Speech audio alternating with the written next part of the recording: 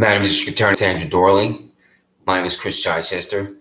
I live at 26 Sanders Farm Drive in Penfield. I'm an innocent man. Your prosecutor stood at a podium in Penfield Town Court before Judge John P. Lomenzo Jr. and said not one word. Your prosecutor stood at that podium and said not one sound, not one syllable. She said nothing for my appearance. I was at the podium to her right. And when the proceeding began by this sick, demented, pedophile protection racket for Daniel DeLouse III, known as John P. Lomenzo Jr., I looked over at her because I'm going to interrupt her the moment she says anything that's inaccurate. So the proceeding begins. I look at her, and she's standing there at that podium, Madam District Attorney. Your taxpayers subsidized employee, I do not know the salary for, is standing there, and she's not talking. She's not talking because I'm not guilty of any crime. Ever. In my entire life, I've never committed a crime. Madam District Attorney, what is her name? Sandra Dorley. I go to the now defunct PW Fitness in Penfield. I'm at the back of the gym. When I'm at the gym, I avoid the gym psychopath. And this day, it's unavoidable. I do 3 sets of 10 on the bench press. I'm about to begin the 3rd set of 10. I'm on the machine. Jermaine Benman, gym psychopath, walks up to me, goes like this. He doesn't talk. I tell him I'll be 30 seconds. I lean back to continue the exercise. Benman straddles me. He punches down. My head snaps back. My hand prevents me from landing on the floor. I should have retaliated.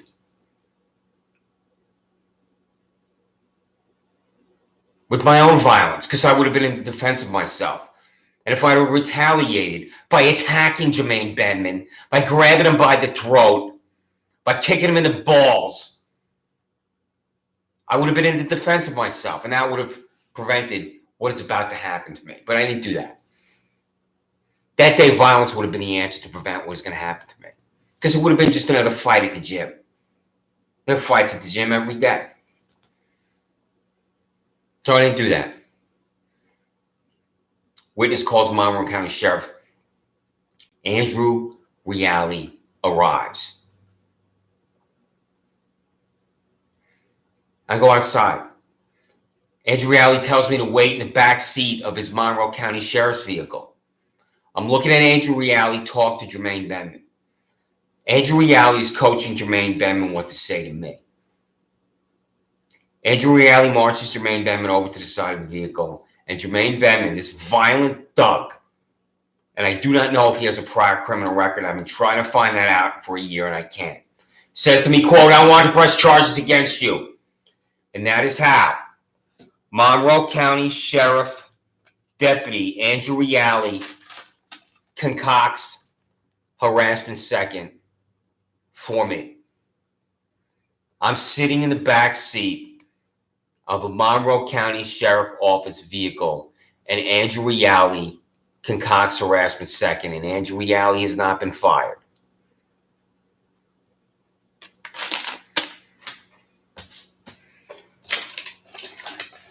I moved to my residence here in 2012, beautiful, perfect law. I live alone now. But when I lived with beautiful, perfect law, there's no grass cutting.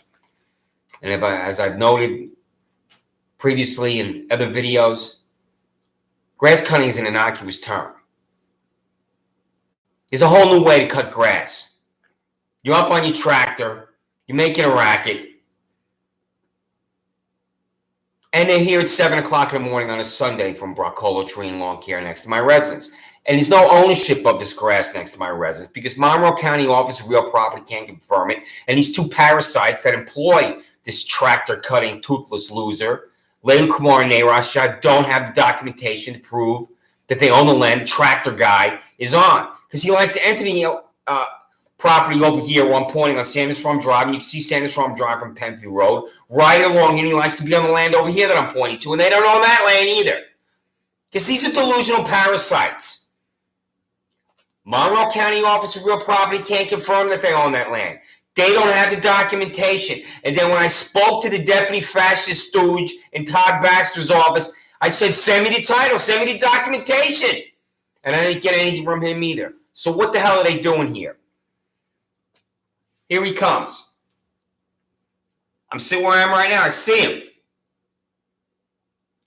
I'm going to go outside. I'm going to be outside for 30 seconds. I go outside. I stand on Sanders Farm Drive. I look at the guy in his tractor. He gets off his tractor. Now he's not cutting grass.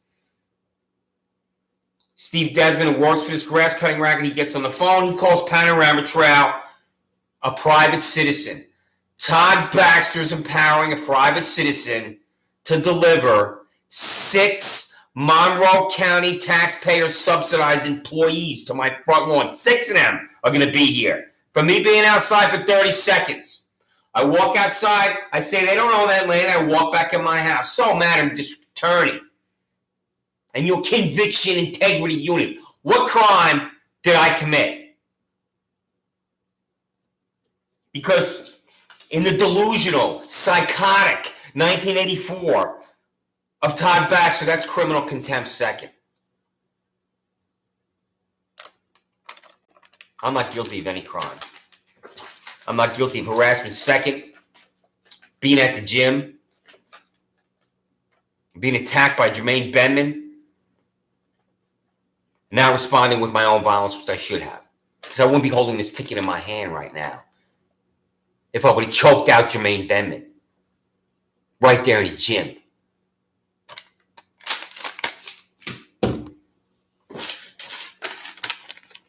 How is this criminal contempt, Deputy Whack Job Meyer? I spoke to this woman on the phone for an hour. Michael Radler, what's the salary for Deputy Whack Job Meyer? What's the salary for Deputy Whack Job Meyer, W. Today? You know why I don't know your first name? I don't have the payroll. What's the salary for Deputy Whack Job Meyer, S. Alberti? You know why I don't know your first name, S? I don't have the payroll. So Kathleen Miller, sweetheart, what's the salary for Deputy Whack Job Meyer? This is a disgusting, appalling train wreck. I'm speaking to her for an hour. And what I don't know is she's writing a warrant for my arrest for walking through this parking lot next to my house. And when you descended on me in your lunatic fringe universe, I'm not in the parking lot. So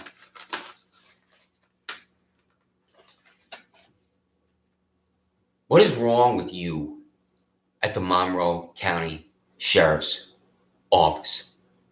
Why do you act like animals?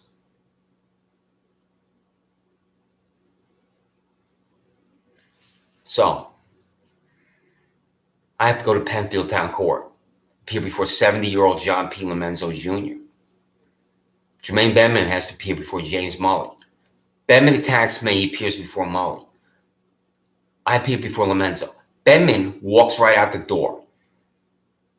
This violent duck, because there's a deal between your office, Sandra Dorley, and the attorney for Jermaine Benman to let Jermaine Benman walk right out the door. I don't have an attorney.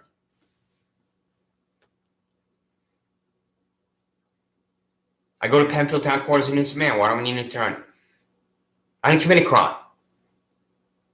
Well, what I don't know is Penfield Town Court is in the library.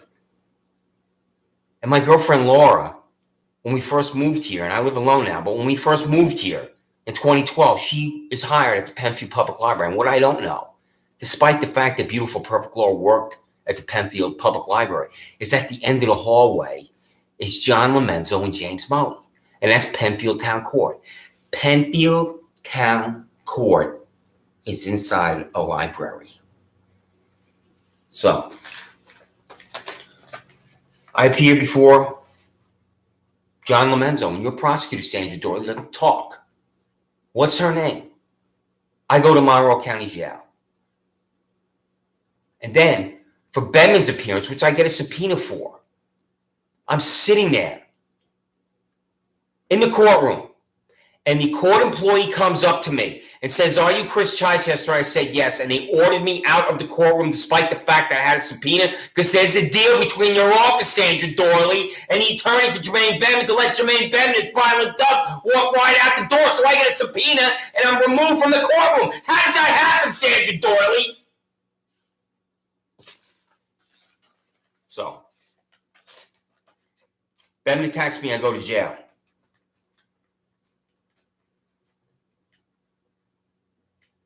Bedman, the criminal, walks right out of Penfield Town Court. So, I'm eventually released from jail. And I want to know everything I possibly can know about the 70-year-old hate-consumed fanatic John P. Lomenzo Jr. I find out that he has a relationship with Daniel DeLaus II. Daniel DeLaus III is arrested on anti-tell luster because he's trying to entice children with candy, because Daniel DeLaus III is a child rapist in Penfield. So Lomenzo releases Daniel DeLaus III because he claims the documents provided to him by the sheriff's office are, quote, defective. And then Lomenzo does not recuse himself from this case, despite the fact he knows DeLaus' father.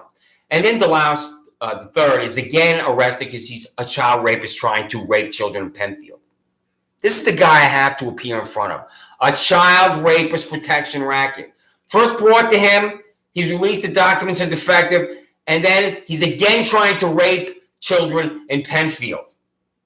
And he's brought back to Lomenzo. So, I read the story in the Democrat and Chronicle, where he's quoted as describing these documents as defective. I want to see these documents.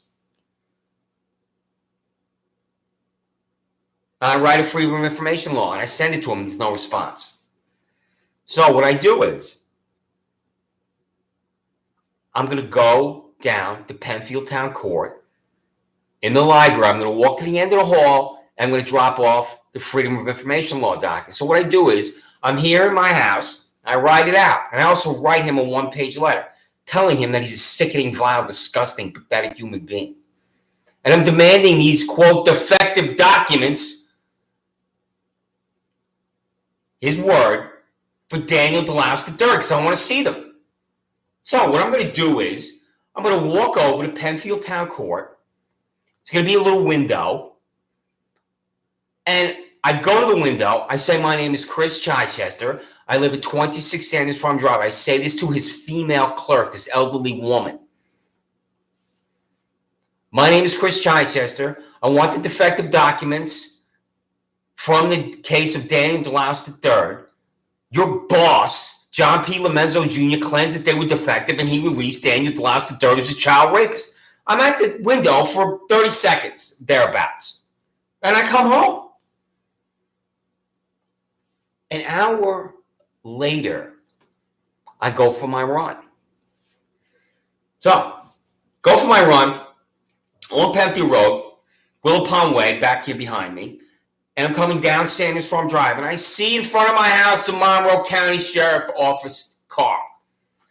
And Lindsey Barron is in front of my house from the Monroe County Office of Mental Health.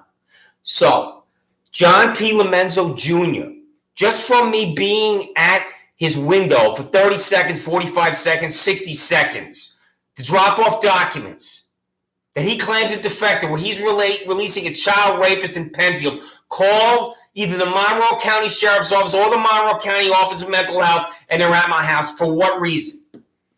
So, as I'm running down to my house, I see the sheriff vehicle in front of my house, and I'm not going to my house now. I'm going to keep running. Now, I'm eventually going to go to my house if they're still here. But at that moment, I decided I'm going to keep running. This is the freak show of John P. Lomenzo. I'm going to see what happens, tell you what happens. So, Lindsey Barron, who's there with the sheriff's deputy, and why she's here, what she wants to talk to me about, I have no idea why. All I did is go down, like I said, drop off documents and come home. So she sees me. And she gets in the vehicle with the Monroe County Sheriff Office employee, who's supposed to be out on the street with violent criminals. arresting violent criminals on a case, investigating a case, doing the job he's supposed to do. Isn't that right, Todd Baxter?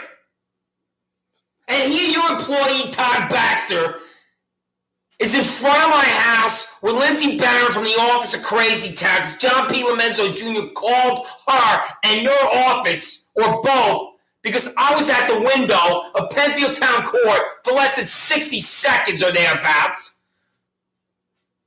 What's she going to talk to me about? So I turn around and I keep running. And this is the spectacle of John P. Lomenzo. I'm running, and here comes Lindsey Barron. She's inside the Monroe County Sheriff's Office vehicle, and she's saying to me from the vehicle, I just want to talk to you, Chris. I just want to talk to you, Chris. I just want to talk to you. Because over and over, the car's driving, I'm running. The car's driving, I'm running. I just want to talk to you, Chris. I just want to talk to you, Chris. I'm looking at this freak show woman and thinking, there's something radically wrong with her. Talk to me about what? Do I have to say it again? Go down to Penfield Town Court, inside a library. Town of Penfield, the county of Monroe, has such contempt for John P. Lomenzo and James Mully that they stick these two characters in a library. So there she is. I just want to talk to her. I keep running. I stop, finally, because they're going to follow me.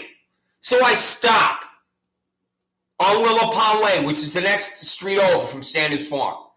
And I have this brief confrontation with her, saying, what the hell are you doing in my house? All I did is drop off a foil for documents. That's all I did. I just want to talk to you, Chris. I just want to talk to you. See, on and on with this again. This is the freak show of John P. Lomenzo Jr. How do your assistant district attorneys stomach appearing in front of this guy, Sandra Dorley? Is what I want to know. So, Sandra Dorley, send me your public employee payroll. And you will refuse because you are above